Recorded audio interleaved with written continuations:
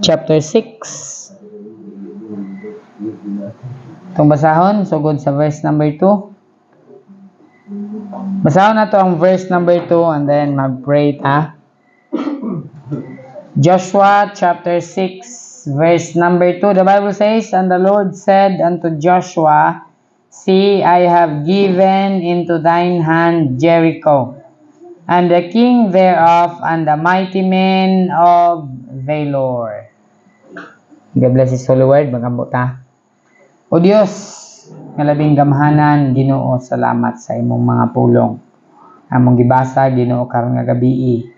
Gila namo, Lord, nga sa among kaugalingon, di namo kini, Ginoo, masabot kung wala, Ginoo, ang imong paggiya. Nagahangyo kami kanimo sa langit nun nga kaalam, nga imong ihatag, Ginoo, sa matag usa ka namo. Nga masabtan namo, Ginoo, ang imong mga pulong sa simple, Ginoo, nga pamaagi. Gamita, o Dios, ang imong alagad nga magasaysay niini sa pangalan ni Jesus. Amen. Amen. Joshua chapter 6, a story kini about Joshua, the children of Israel, and then ang ilahang pakig-away batok sa Jericho. Kita tanan nakadungog ta sa story, including mga bata, about the city of Jericho. Kung kini nga syudad, tawag ni siya nga walled city, kini nga syudad nakaparil, palibot. So, dili ni nila basta-basta masulod, di nila basta-basta ma-invade. Tungod kay aduna ni siya taas kaayo nga paril ang syudad sa Jericho. And then makita nato dinhi sa verse number 2 ingon sa Biblia, "And the Lord said unto Joshua, See, I have given into thine hand Jericho, and the king thereof, and the mighty men of valor." Nindot kayo ang saad sa Ginoo. Pagkakita niya sa Jericho, it's a big city. It's walled. Ingon ang Ginoo, "Tanawa, Joshua, kanang nga syudad, ako nang ihatag sa imuha na na. Kanang tanan nga mga mighty men of valor, wala na sila. Ang hari ana sa Jericho, pili na ninyo, mga mighty men of valor. Ikaw na bahala, ana." Nindot kayo ang saad sa Ginoo kang Joshua. But if you look at Jericho, nga iyang giatubang, susama ni nga nagatubang si Joshua sa dako kaayo nga problema. Kay susama sa gisulti sa pulong sa Dios kanato, gisaaran ta sa Dios. Apan kun kulang ta og pagtuo sa saad sa Dios, di gyud na nato maangkon. Giyon sa Ginoo, Joshua, kining wall of Jericho, ang hari ani, ang mighty men of valor ani, ingon ba sa pulong sa Dios, I have given into thine hand. Ikaw na tagiya ani. In verse number 3, "And ye shall compass the city, all ye men of war, and go round about the city once.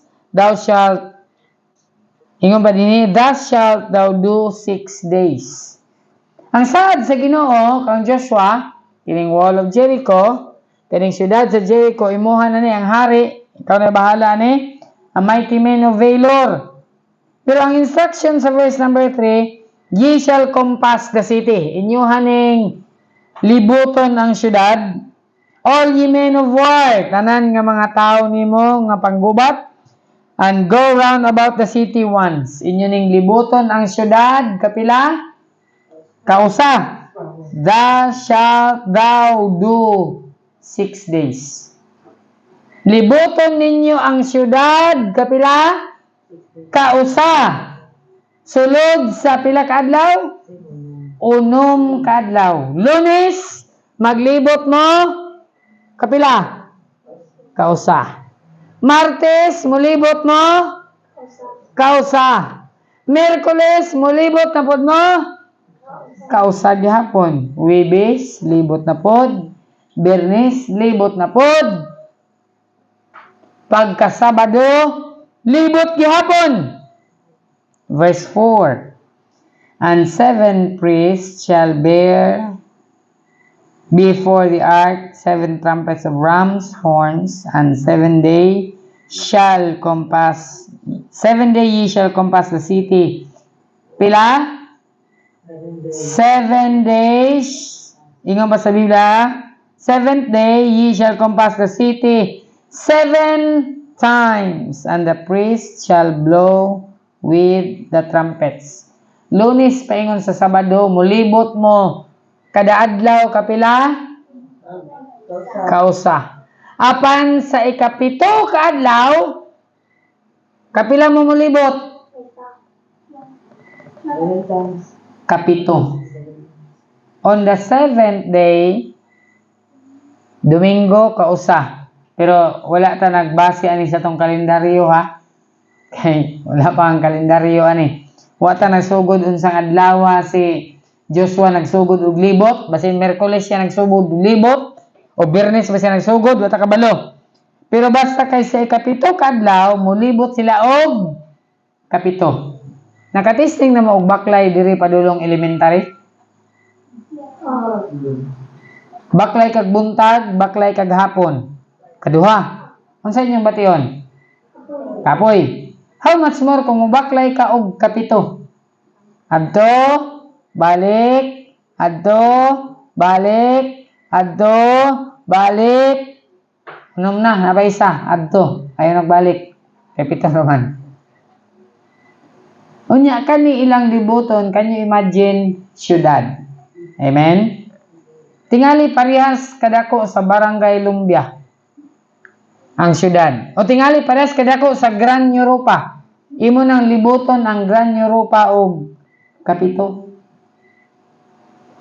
O let's say parehas kadako sa Lumbia Airport. Na-picture out ninyong airport. Inyo nang libuton diha gikan sugod mo sa crossing bae adto mo Grand Europa, adto mo Palalan, balik antod crossing bae, libutan nimo kapito. Inyo nang na-picture out? So layo. Pero mao ni ang sugo sa Ginoo now. Sa atong kinabuhi, daghan og walls. Amen? Daghan ang wall nga dapat nato ikangker. Si Joshua, ang wall nga iyang gikangker mao ang wall of Jericho, and Joshua become successful. How? Nahimo si Joshua, napildi nila ang Jericho. One thing. Usa ra gyud kabutang. Kabalo gyud sa nila pagpildi? Obedience. One thing ra gyud nga napildi ang Jericho, it's because of their obedience through the leadership of Joshua. No, sa atong kinabuhi daghan kay wall sa atong ginatubang karon. Kani nga wall dako ni atong giatubang. Ang pagpangita og simbahan, asa ta mobalhin. Pero nagsaad ang Ginoo, God will supply all your needs. So aton lang, dako man nga Father Lord. Wa mi palit og yuta, wa mi tukod og simbahan. Ginoo, apan nagsalig minimo. Amen. Kung ipabalhin man ta sa Ginoo, Ginoo na ang bahala ahatan na ibutang. Amen? Kung gusto sa Dios, iya tang ipabilin dinhi, iya po na sa Dios, isabta magbuot. Pero ga-desire ta, nga mangitag place. Nevertheless, not my will, but thine be done. So, ang wall nga gikangker ni Joshua, nakangker nila ang Jericho, one thing. Unsa gani? Through obedience. Through obedience. Sa atong kinabuhi, naay mga pagsulay, nga atong ginatubang makangker man na nato, one thing ra gihapon, obedience. Naay mga problema, naay mga kasakitan, dako kaayo o kahimuan ang obedience sa atong kinabuhi. Nga naman, once you obey, then everything mo align mo sunod na siya basta kay imuhang tumanon ang sugo sa Dios. Now, gisunod di Joshua ang sugo sa Ginoo. Sa ikapito kaadlaw, ilang gituyok, gilibot nila ang Jericho og kapito. And in verse number 5, and it shall come to pass that when they make a long blast with the ram's horn, and when you hear the sound of trumpet, all the people shall shout with a great shout, and the wall of the city shall fall down flat, and the people shall ascend up every man straight before him. Giingnan sila sa Ginoo, mo na inyong buhaton, og exactly kung unsa ang gisugo sa Dios, mo kini ang gisunod ni Joshua og sa mga katawhan. Amen? Og nakita nato nag-successful sila. Napildi nilang Jericho because of their obedience. And Joshua the son of Nun, verse 6, called the priest, and said unto them, Take the ark of the covenant, and let 7 priests bear the 7 trumpets of ram's horns before the ark of the Lord. Sugod na sila og pas-an sa ark of the covenant. First day, milibot na sila. Padayon sila second day, milibot. Hantod sa ikapito, kaadlaw, milibot sila kapito. Unya sa verse 7, and he said unto the people, Pass on and compass the city. Paminaw pag-ayo verse 7, Let him that is armed pass on before the ark of the Lord. And it came to pass, when Joshua had spoken to the people, that the 7 priests bearing the 7 trumpets of ram's horns passed on before the Lord, and blew the trumpets, and the ark of the covenant of the Lord followed them. Gisunod nila pag-ayo kung unsa ang gisugo sa Dios. Pagdili nato sundon ang sugo sa Dios, that's one of the reason nga dili nato makangker ang wall sa atong kinabuhi. Right. Sayon ra kayo ang sugo sa Dios. Kung atong sundon ang sugo sa Dios, Pastor, lisod ang among kinabuhi, kulang, wala na provide ang among need. But my God shall supply all your need. Amen. Matthew 6:33, But seek ye first the kingdom of God and His righteousness, and all these things shall be added. Sunda, tumana, ang sugo sa Dios, and all these things shall be added unto you. All those walls, kaya na nimo lumpagon. Amen? Daghan kayong barriers, daghan kayong walls na kababag. Apan one thing nga malumpag na nato, ang walls sa provision malumpag na through obedience ra gyud. 9 verse 10, And Joshua had commanded the people, saying, Ye shall not shout, nor make any noise with your voice. O paminaw pag-ayo. Samtang mulibot ta sa syudad sa Jericho, walay mag-istorya. Ingon sa Biblia, nor make any noise, walay magsaba with your voice, neither shall any word proceed out of your mouth. Wala gyud bisan usa ka pulong nga muguwa sa inyong bakbak. Mulibot ra mo, way magsaba, walay magistorya, bisan isa na lang ka pulong, way mo istorya. Until the day I bid you shout, and ye, ingon pa sa Biblia, then shall ye shout.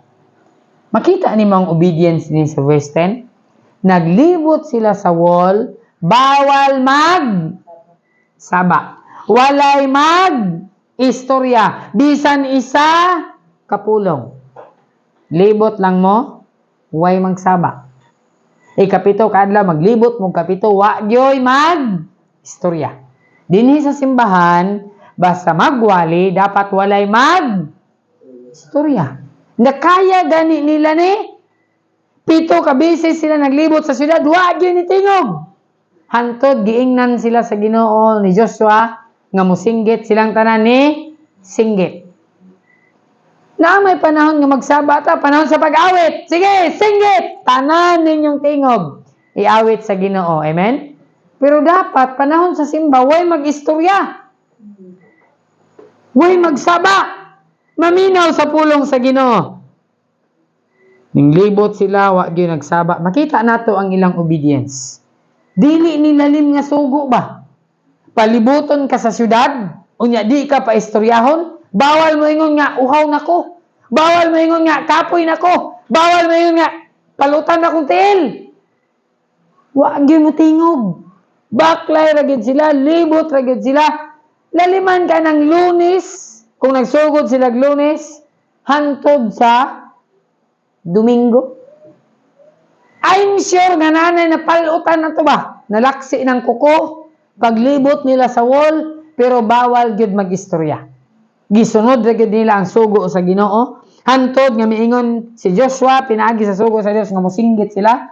In verse number 11, so the ark of the Lord commanded, so the ark of the Lord compassed the city, going about it once, And they came into the camp and lodged in the camp. And Joshua rose up in the morning, early in the morning, and the priest took up the ark of the Lord. So makita ginato ilang obedience din.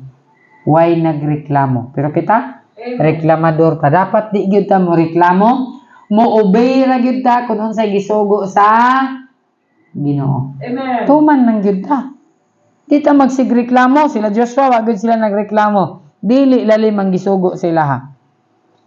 In verse 14, and the second day they compassed the city once, returned into the camp, so they did 6 days.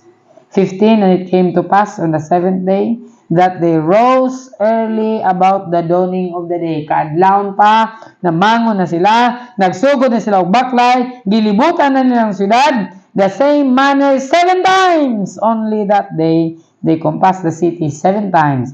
And it came to pass at the 7th time, when the priest blew the trumpets, Joshua said unto the people, Shout! For the Lord hath given you the city. Misinggit sila og ang syudad sa Jericho noon sa nalumpag.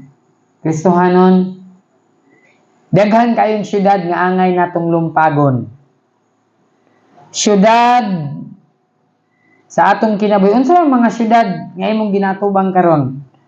Syudad nga gapangita kag trabaho, lumpag lagi na basta imo nang isalig sa Ginoo. Amen. Daghan na kag trabaho ang gi-applyan, wag hapon ka nadawat. Didto ra na sa Ginoo. Isalig na sa Ginoo, itugyan na sa Ginoo. God will take care of you. Ang Ginoo na bahala sa imo. Basta kay itugyan lang na nato sa Ginoo. Lumpag na nga syudad nga imong ginatubang karon. Financial status nato, lisod ta kay natay bayronon nga daghan nga watay ikabayad.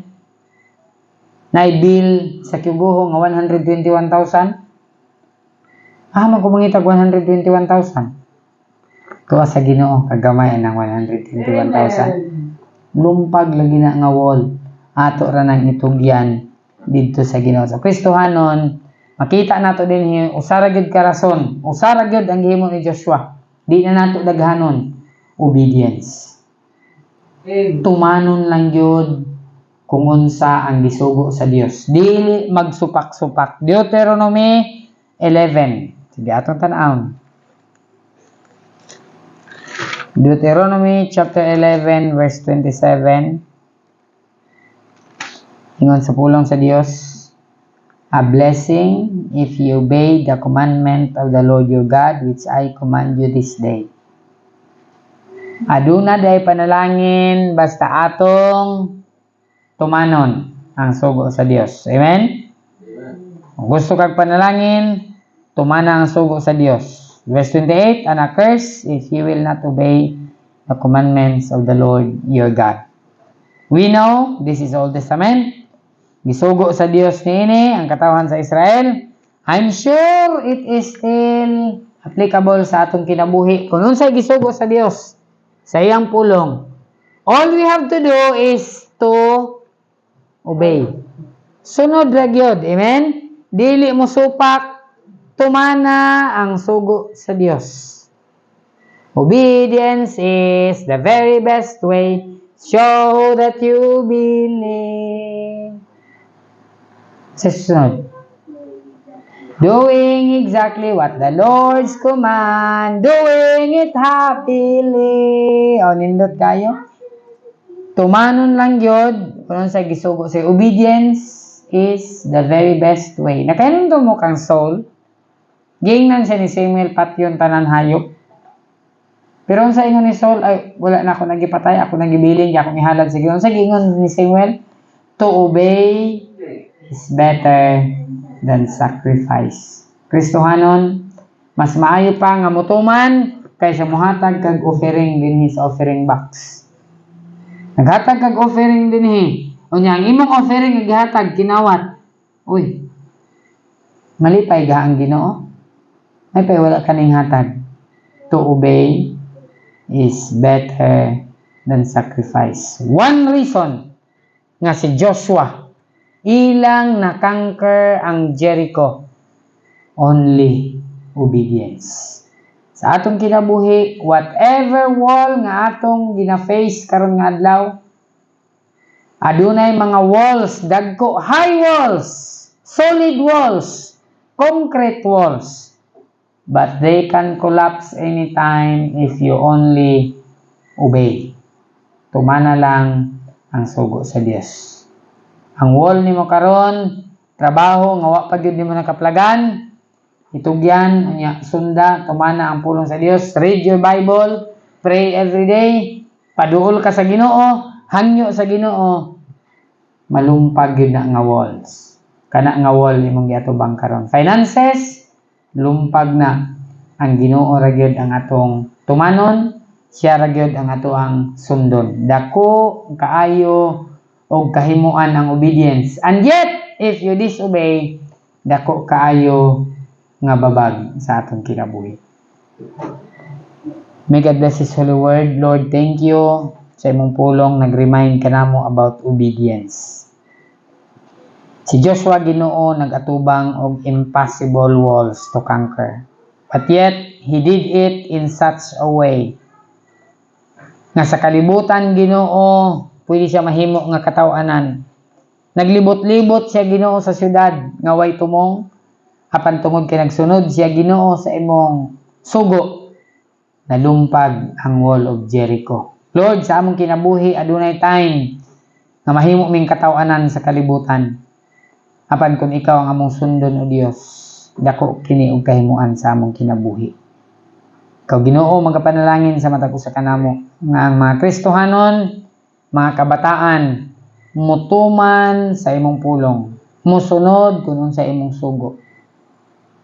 Because nag-ingon ka gyud sa mga pulong, to obey is better than sacrifice. Adunay blessing in obedience. Na-conquer ang wall of Jericho, it's because of their obedience. Walay nag-complain, walay nagreklamo, ang tanan mituman o misunod sa imong sugo. Tabangi kami Ginoo, unta masusama kanila, adunay pagtuman sa imong sugo. Mo itugyan kining kanimo sa pangalan ni Jesus. Amen. Amen. Let's sing one hymn. Let's all stand, tindog tatanan.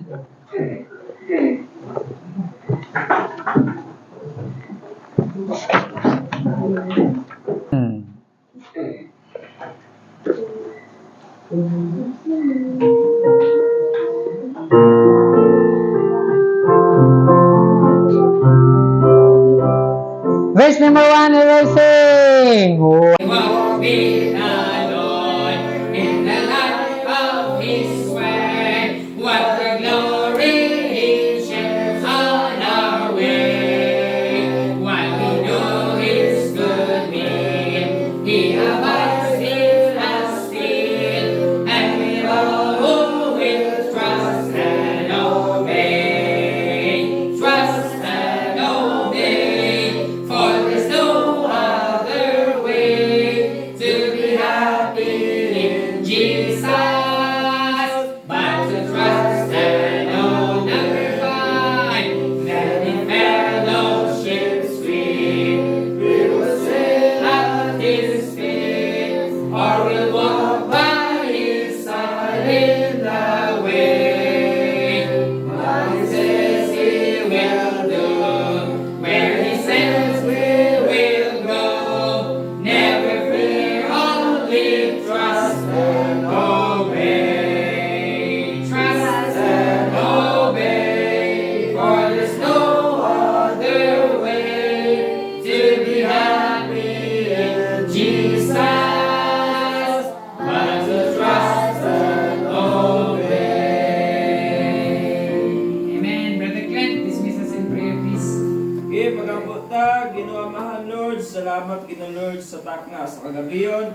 Salamat Ginoo Amahan sa imong kaayo sa matag sa Lord God, nakaabot kami sa Lord God sa balatikumana na walay kapulian. Ug salamat sa Ginoo Lord God sa panimbaon kang Ginoo Lord na nahuman. Pinaagi Lord God sa imong pulong ug sa imong alagad Ginoo Lord God. Salamat Ginoo Amahan sa mga mensahe Lord God na dunggan namo from the book of Joshua Lord God regarding Amahan sa story Lord God sa wall of Jericho Ginoo, kung giunsa nila Lord obey Lord God ang imong mga sugo Ginoo Lord. And we pray, Father God, salamat kay Ginoo man sa imong kaayo, Lord God. We pray, Lord Sab, sa pagbulag-bulag namon niya ning adapit, kaman maghatag ka namo og safety, Lord God, sa imong paguli, sa pag-ato, Lord God, sa matagusan na mo ka-destinasyon, Ginoo, Lord God. Salamat, Ginoo, sa imong kaayo once again. In Jesus' name we pray. Amen. Amen.